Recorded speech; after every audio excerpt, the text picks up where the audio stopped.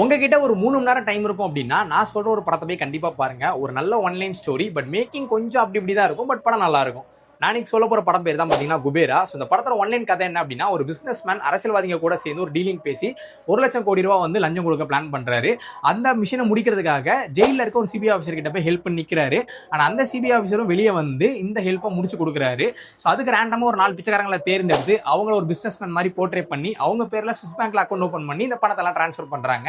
So இதை பண்றது யாருன்னு பாத்தீங்க அப்படின்னா, அந்த சிபிஐ ஆஃபீஸர் தான் வந்து கிங் நாகார்ஜுனா சார். ஆனா அந்த வில்லன் தான் போய் அவர்கிட்ட ஹெல்ப் கேட்கிறாரு. ஸோ அந்த படத்துல வந்து அந்த பிச்சைக்காரன்ல ஒன் ஆஃப் த கேரக்டரா பண்ணியிருக்கிறதா பாத்தீங்க அப்படின்னா தனுஷ் சார். அண்ட் ராஷ்மிகா மந்தனாவோட ரோலும் பாத்தீங்க அப்படின்னா படத்துல நல்லாவே இருக்குது. சும்மா ரேண்டமா ஒரு ஹீரோயின் ரோல் வேணுங்கிறதுக்காக யூஸ் பண்ணாம ஒரு நீட்டான ஒரு அப்பியரன்ஸ் அந்த ரோல் இருந்த மாதிரி எனக்கு ஃபீல் ஆச்சு. அண்ட் இந்த படத்துல வந்து மைனஸ்னு சொல்லி எனக்கு ஃபீல் ஆனது என்ன அப்படின்னா, படத்தோட டைமிங் தான். எல்லாருமே சொன்ன மாதிரி 3 மணி நேரத்துக்கு மேல போயிட்டாலே இப்பெல்லாம் மக்களால உட்காந்து பார்க்க முடியல.